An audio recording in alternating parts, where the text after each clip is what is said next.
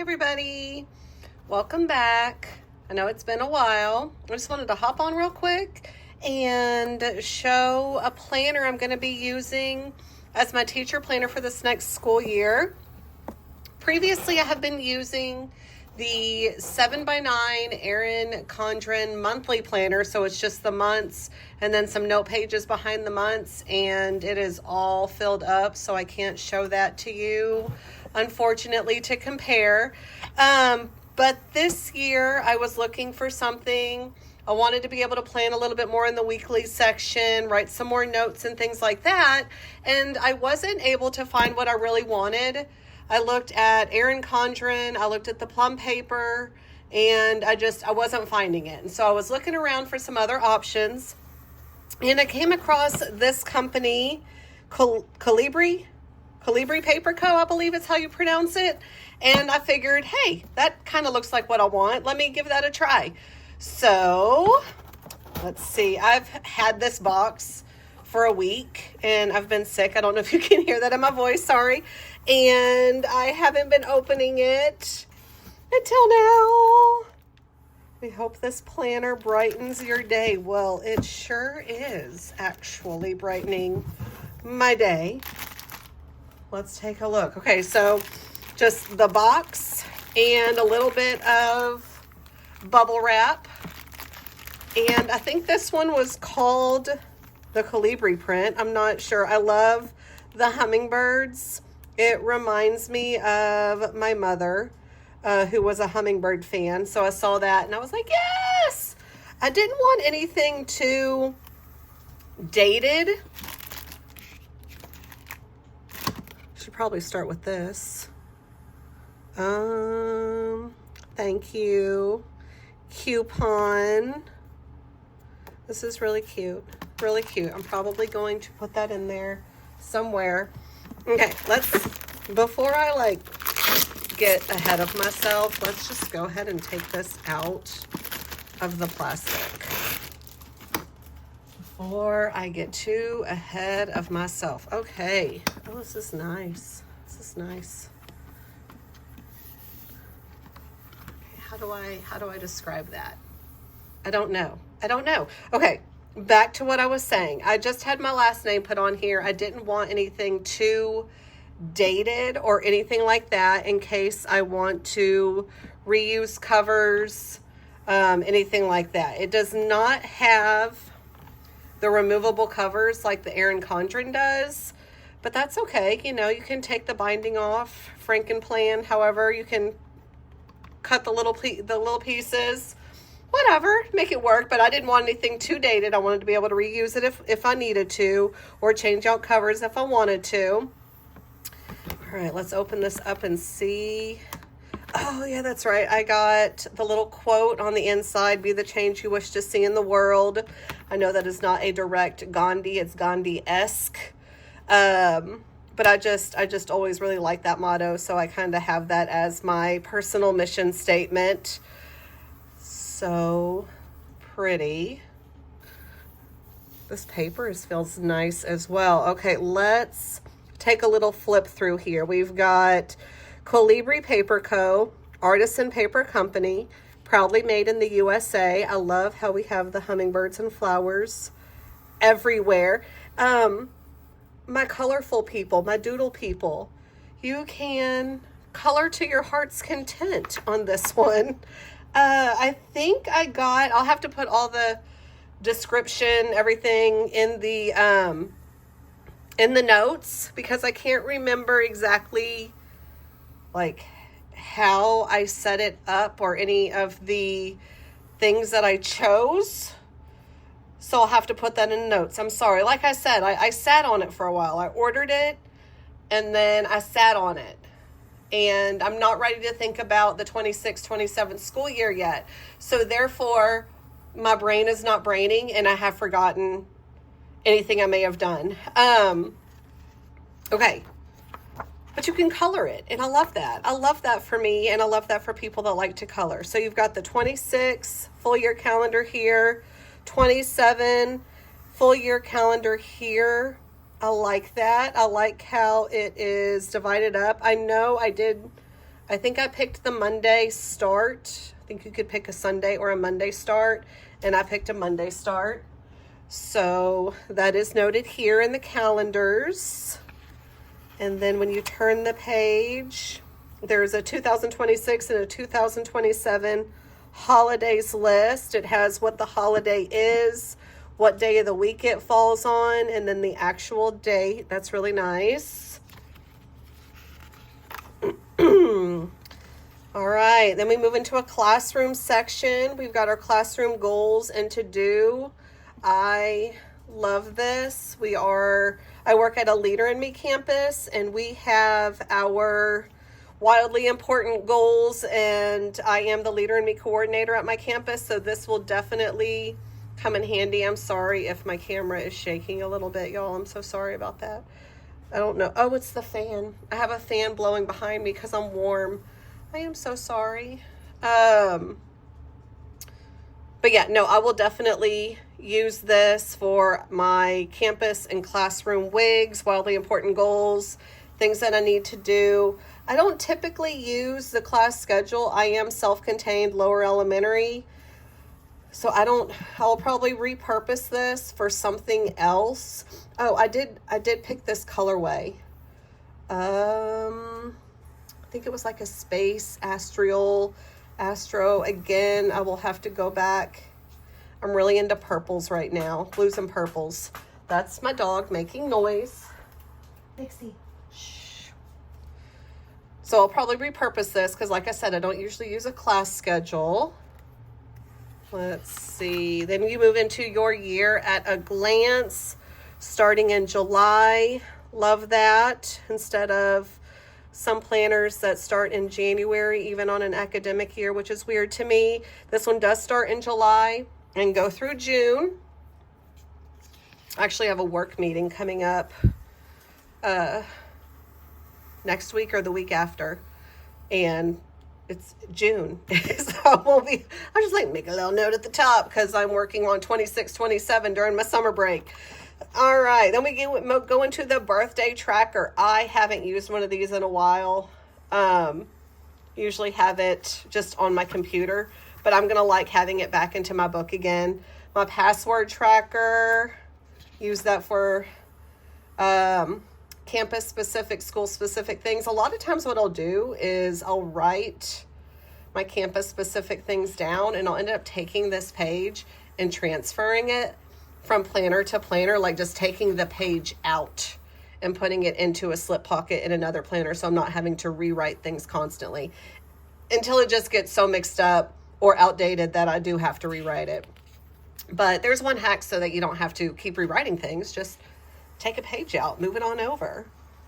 Student health information. Let's see, 1, 2 of those pages. Very nice. So it's got the student, if they have any allergies, and then their medications. That's 2, 4, 6, 8, 10. So you've got 20 student things. You could always make copies and attach more if you needed to.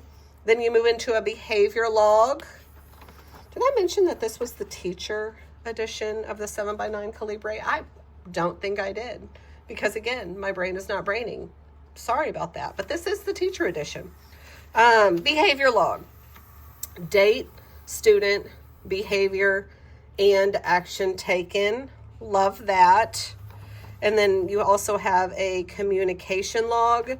Anytime there is a behavior in my classroom that is severe enough for me to take some type of action, there is also communication. So I might, if needed, just roll this in to more behavior / communication. Like, it won't be just a behavior or just a communication.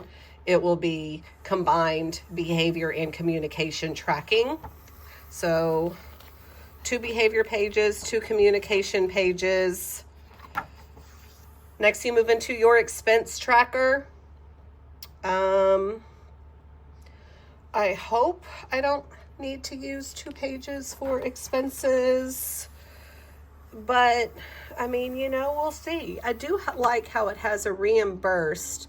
My school typically doesn't no school I've worked at is typically reimbursed for anything. We don't get any beginning of the year funds or anything like that, so I do have some out-of-pocket expenses. I am a teacher in Texas. We can write off $250 on our taxes per year, so hopefully my spending doesn't go over that. To be completely honest, I don't ever track my spending. I'm one of those people that like throws things in the cart and tells my husband, oh, it's for my classroom. And I move on with my day, and it's horrible. So 2 pages of that. Then you've got a for the substitute. I will be reusing this page. I have a whole substitute folder that I keep with its own index and pages needed and anything like that. So this is a needed here. Then you've got a blank grid page. And another blank grid page. Grid. Okay, so that's 1, 2, 3, 4, 5, 6, 7, 8 grid pages to use as needed. Excuse me.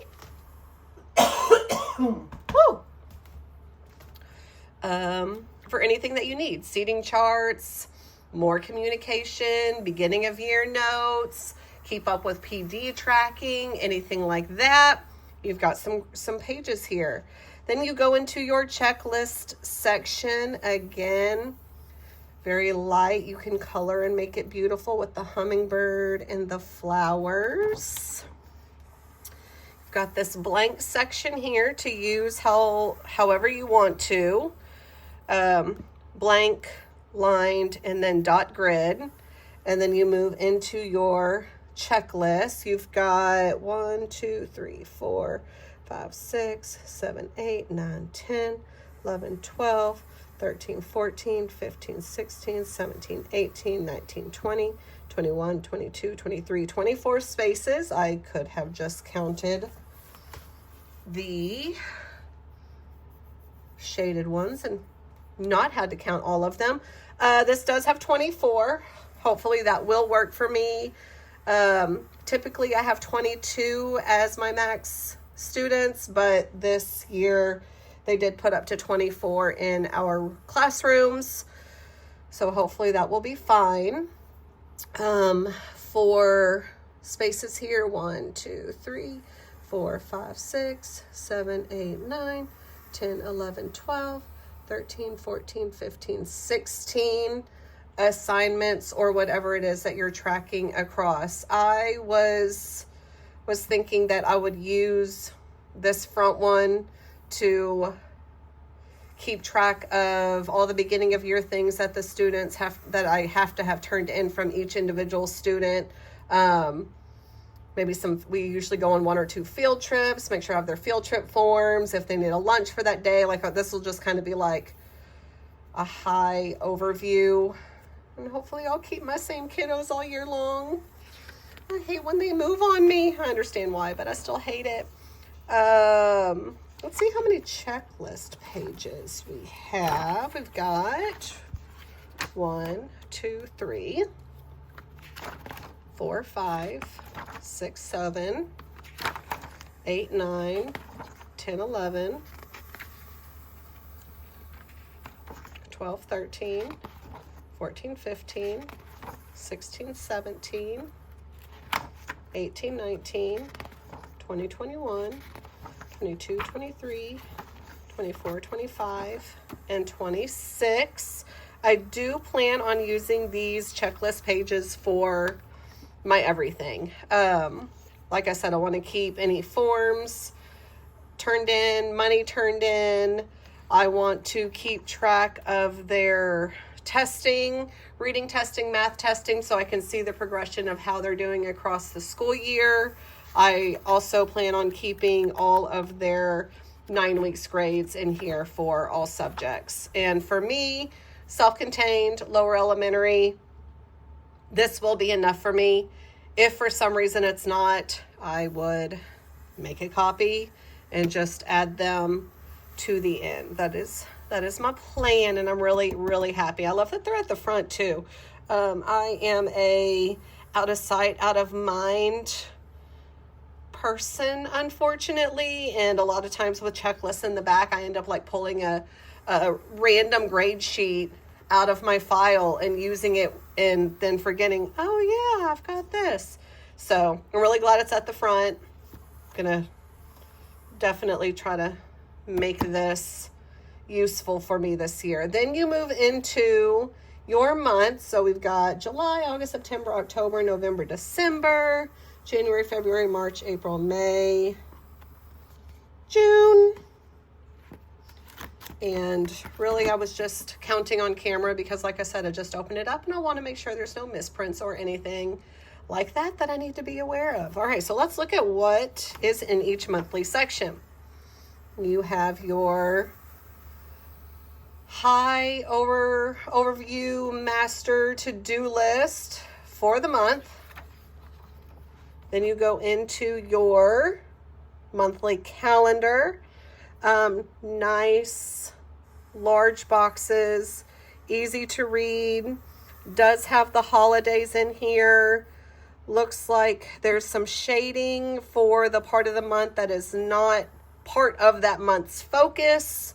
So the part of the month that is in focus is just clear print and then shaded. You've got the month before and the month after down here and a notes section. Then you get into your weeks. I do remember when I was putting this order in, you could choose from 1 to 8 boxes, subject boxes, and I chose 6 for my needs, but I thought it was really nice that you could customize anywhere from just one whole column down to 8 to use as you needed to use. Again, I chose 6 for my needs at the beginning of the school year when I am setting everything up and starting to plan out. I will show you my schedule once I know my schedule and how I plan on filling this out. My school is a 4-day school, so we go Monday through Thursday.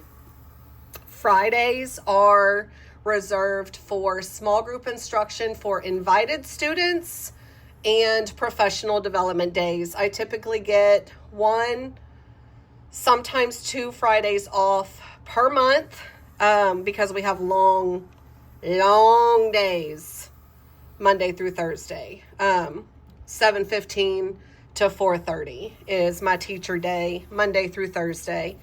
Just the time that I'm expected to be in the school building, not any other outside of school duties that I may have to do.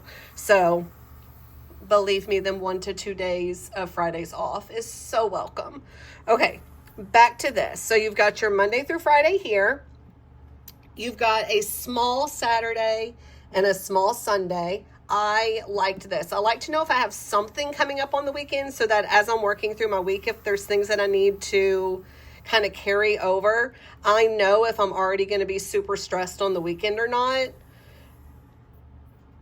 I like this. I like how most of it is devoted to the week and a little bit of weekend space. And then you've got whatever you need, notes, to-dos, next week's, whatever. And then you go through each week like that.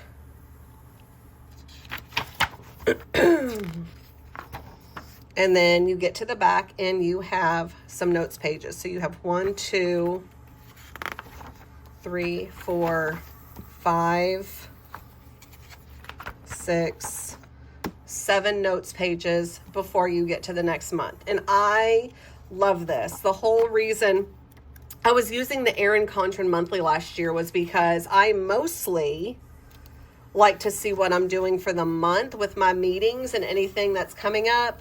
And then I was using the notes pages for student notes, meeting notes, leader and me notes, to-do lists, whatever it was. I had the notes pages for it. We are using the state adopted, Texas adopted Bluebonnet curriculum. And I have a pacing calendar for that already.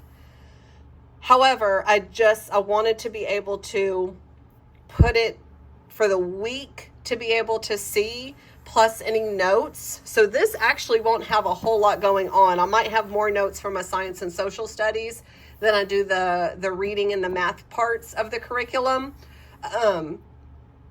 But I just wanted that overview section so I can check off where I am in my own pacing. And then I also wanted to have notes pages for all that other stuff that I was talking about. And so this has a good balance to me. Whereas the Erin Condren and the plum paper had one or the other. Or to me, the plum paper, I couldn't find the layout exactly how I wanted. Even though you could customize and do a few things here and there with it, it just wasn't exactly what I was looking for, whereas this was more what I was looking for. So then as you go through, same thing, shaded, then the month in focus, the weeks, the notes, and you go through all of those. April, May, June. Let's get to, all right, so here is that last week in June. And you got your notes pages, 1, 2, 3, 4, 5, 6, 7. Then you've got some dot grid, 1, 2, 3, 4, 5, 6, 7, 8, 9, 10, 11, 12, 13, 14, 15, 16, 17, 18, 19, 20, 21, 22, a little bit of something there. Oh, well. 22 dot grid pages to use for whatever you need to use those for. Then you've got, in whatever colorway you choose, they give you some stickers, meeting, substitute, test, exam, sick day, no school, vacation, grade, staff meeting, in service, half day, late start, due, testing, project, assembly, and then that's that. And then here at the very end is an adorable little folder with a giant hummingbird. And why would I want to cover that up? I need to be able to see that. Oh, and look at that birdie too. And so probably all my stuff will have to be in the back one because I can't cover up the hummingbird. But it does have a two-sided pocket. And then the back cover with the logo on there again. And the way back. And that is the Colibri Paper Co. Planner, Teacher Edition Planner. And like I said, anything specifics, what colorway I chose, if I did anything special in that, I will put down in the notes. Otherwise, I hope you enjoyed this walkthrough, and check back in towards late July when I start setting this planner up for the 2026-2027 school year. At my school, teachers go back the last week of July. Unless you're a new teacher, you go back the third week of July. And students in my school start back